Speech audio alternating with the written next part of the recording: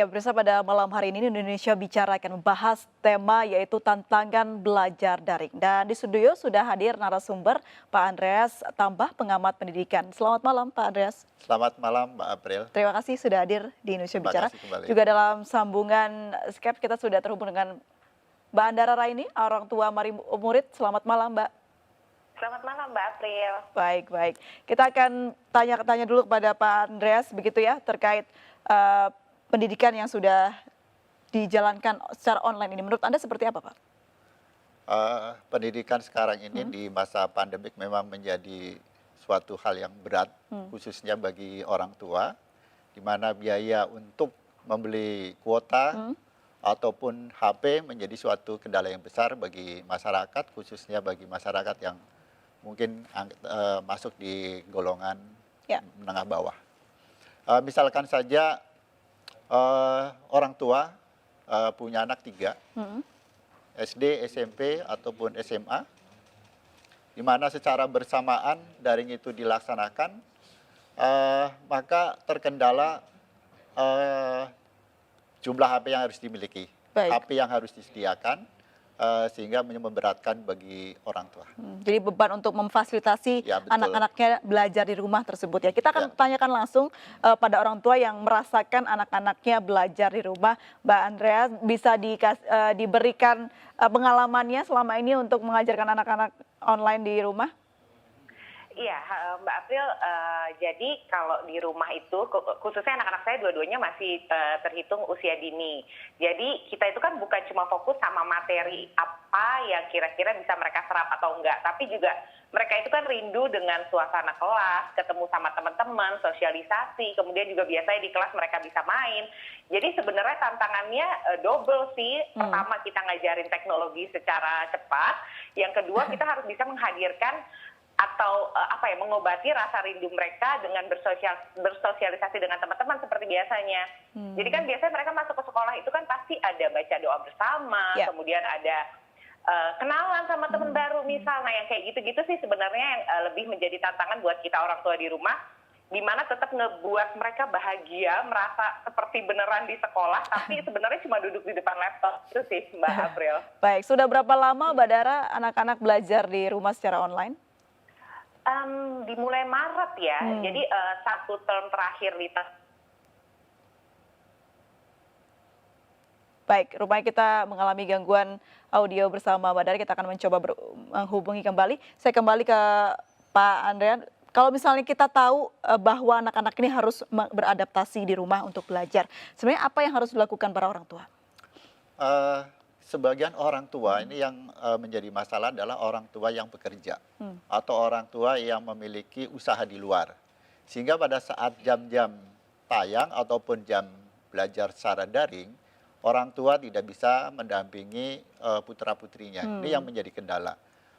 Kalau misalkan peserta didiknya itu adalah usia SMP ataupun SMA, mungkin tidak menjadi masalah. Karena sudah bisa mandiri sendiri. Betul, begitu ya Pak ya? Tapi tatkala anak-anaknya atau putra-putrinya masih SD, itu akan menjadi masalah, apalagi yang masih golong TK ya, itu akan menjadi masalah besar. Karena setiap hari dia harus menggunakan teknologi, dia harus menyimak apa yang disampaikan oleh gurunya, lalu dan bagaimana membuat agar suasana tidak selalu bosan begitu ya Pak ya? Nah betul, ini dari pihak hari di rumah. Sementara dari pihak guru, ini kemampuan untuk bisa mengajar lebih menarik, ini adalah sebuah tantangan tersendiri. Kebanyakan yang saya dapat dari informasi dari orang tua atau foto-foto anak yang sedang belajar, lalu beberapa menit kemudian sudah tertidur. Nah ini kan menjadi suatu masalah. Kenapa ini? Mungkin karena orang tuanya juga sibuk. Apalagi kalau pagi hari dia harus mempersiapkan kebutuhan rumah.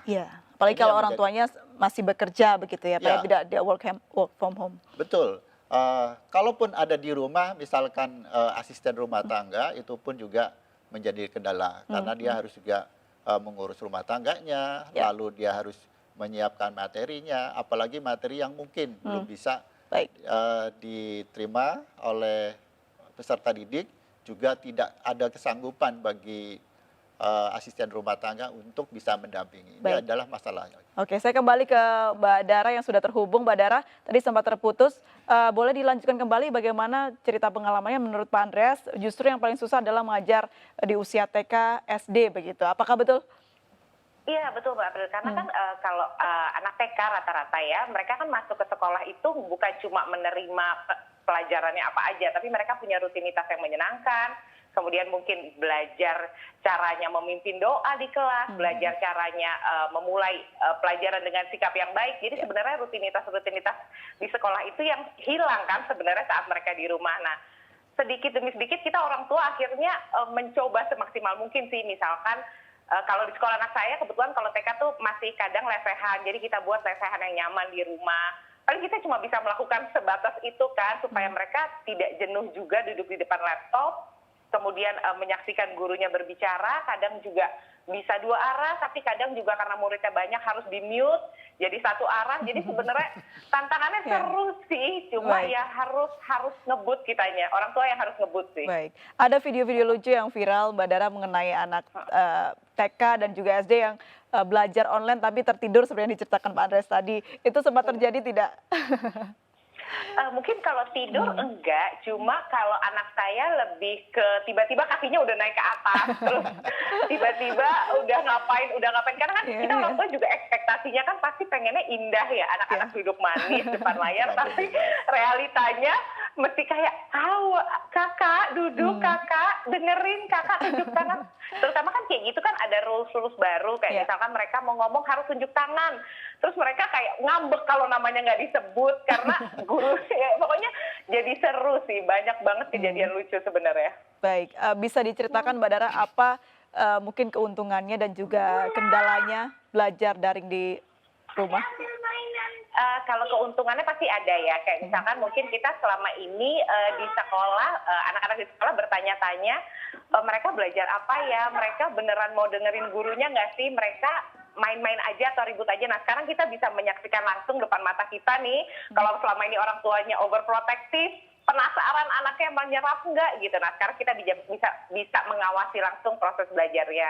Tapi kalau kekurangannya tentu jelas ada sih, karena gimana pun juga anak-anak itu kan butuh bertemu temannya, butuh happy di sekolah bersama gurunya gitu. Mereka ngomong sih bosen di depan laptop terus gitu. Pengen ke sekolah, pengen main-main di sekolah, pengen makan sama-sama teman.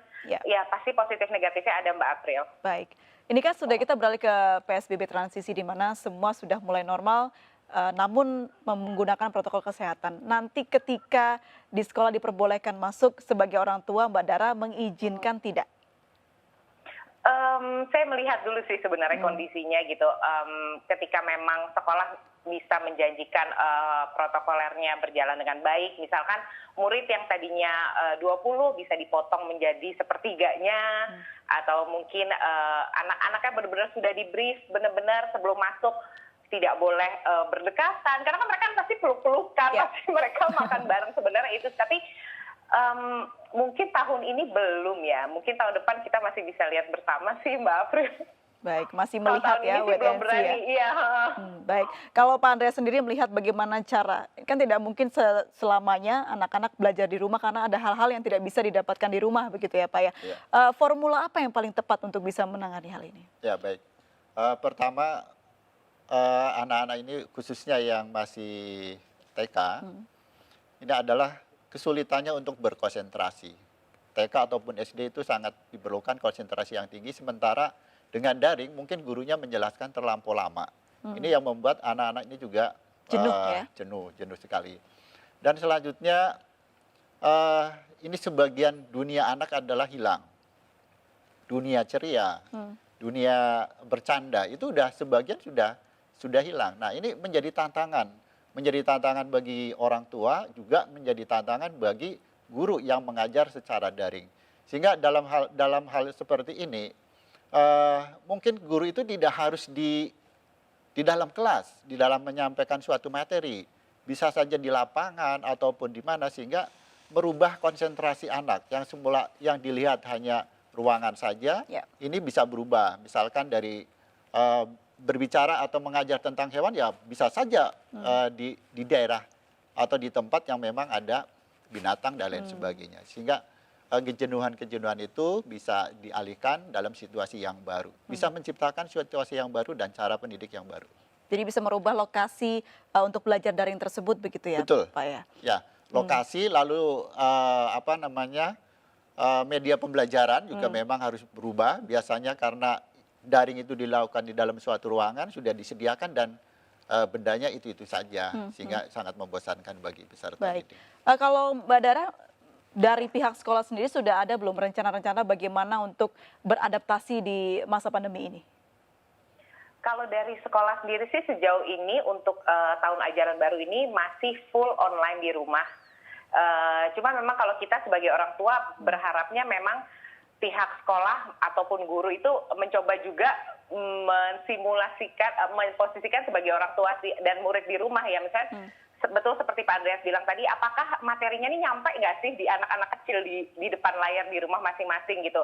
Effort mereka harus double banget, karena kita orang tua di rumah juga gitu kan, kita menyiapkan waktu sepanjang pagi untuk mendampingi mereka dan kami juga tentunya berharap pihak sekolah pun melakukan effort sebesar itu gitu. Misalkan menjamin minimal gurunya jangan sampai sinyalnya hilang gitu kan, karena kita di rumah sudah sedia nih device-nya beberapa gitu, ada laptop, ada handphone, takutnya yang ini mati internetnya, tapi tiba-tiba internet yang mati adalah internet gurunya kan, anak-anak pasti juga akan bete. Nah, jadi sebenarnya kita sama-sama harusnya selama new normal ini, cara belajar seperti ini, effortnya harus ditingkatkan lagi sih, karena harus membayangkan si anak di depan layar ini apakah akan nangkep atau enggak sih sebenarnya yang disampaikan gitu sih Mbak April. Baik, Mbak Dara terakhir mungkin Mbak Dara merupakan salah satu orang tua yang beruntung mempunyai fasilitas yang baik untuk bisa mengajarkan anak-anak belajar di rumah. Mungkin apa ada pesan ke pemerintah terkait pendidikan di Indonesia terutama di masa pandemi ini? Iya. Saya sebenarnya termasuk yang oke, kita setuju dengan apapun keputusan pemerintah, institusi pendidikan mengenai apa yang akan berjalan ke depannya. Cuma saya juga memang berharap apa yang disediakan sejalan dengan apa yang akan dilakukan gitu. Jadi misalkan kalau memang ingin semuanya maju dengan pendidikan online, ya itu tadi infrastrukturnya harus diperbaiki lagi gitu. Kalau bisa internet bisa kita temukan internet gratis di mana-mana gitu ya, maksudnya karena di luar negeri juga udah banyak yang kayak gitu kan. Jadi sebenarnya tidak menutup kemungkinan tujuan atau visi besar pemerintah dan juga institusi pendidikan untuk membuat nanti ke depannya berdasarkan kejadian ini pendidikan Indonesia ke depannya akan sangat maju dengan teknologinya, namun itu tadi tolong diberikan infrastrukturnya juga gitu sih Mbak April. Baik, Mbak Dara, untuk yang beradaptasi yang baru untuk mengajarkan anak-anak bangun pagi dan berubah kebiasaan, pernah sedikit stres tidak sih Mbak? Mungkin kalau saya sih lebih di term terakhir kemarin ya, 3 bulan pertama masa pandemi ini sih, mungkin kita kayak kagok, shock, yang anak kita sama anak-anak 24 jam di rumah yang akhirnya tahu bahwa nggak gampang ngajarin anak-anak kecil, tapi kalau sekarang tuh harus diredam sih stresnya lebih ke, karena kalau kitanya stres terus kesian mereka, betul kata Pak Andreas tadi, hak mereka tuh sudah hilang banyak banget karena pandemi ini. Hak mereka untuk bermain, ke sekolah, ketemu teman-teman. Jadi kitanya yang memang harus balik lagi, harus ngebut supaya mereka tetap bahagia meskipun di rumah aja. Jadi kalau pun sedikit mulai stres, ya harus dikembalikan lagi cepet-cepet sih. Demi anak-anak ya Mbak Dara ya? Kasihan mereka, soalnya mereka nggak tahu apa-apa kan Mbak April. Kalau di rumah sudah effortnya sebegitu luar biasanya, soal biaya yang masih dibebankan sekolah kepada wali muridnya itu seperti apa Mbak? Apakah ada ingin perubahan? Iya, kalau dari sekolah anak saya sendiri sebenarnya ada keringanan sekitar 10 hingga 15% gitu. Meskipun itu tidak besar, cuma balik lagi kalau saya pribadi, ya kita berharap semua berbanding lurus sih. Biaya yang besar itu, diskon yang tidak cukup besar itu ya tolong diimbangi dengan kualitas yang lebih besar lagi dari guru sekolah mengenai pembelajaran jarak jauh khususnya online ini gitu. Karena kita kan juga mikir pasti mereka ada banyak tanggungan guru ataupun karyawan-karyawan sekolah lainnya yang nggak mungkin mereka banyak-banyak potongnya kan. Jadi sebenarnya sama-sama mengerti tapi tolong sekali lagi effortnya ditambah deh intinya. Kita ikhlas asalkan anak kita mendapatkan yang layak gitu, yang diberikan sekolah. Baik. Terima kasih Mbak Dara sudah bergabung dan berbincang bersama kami di Indonesia Bicara. Salam untuk dua buah hati kecilnya. Semoga sehat selalu. Terima kasih Mbak April. Selamat malam Mbak Dara. Terima kasih. Selamat malam. Baik pemirsa, kita akan lanjutkan lagi perbincangan kita, tetap bersama kami di Indonesia Bicara.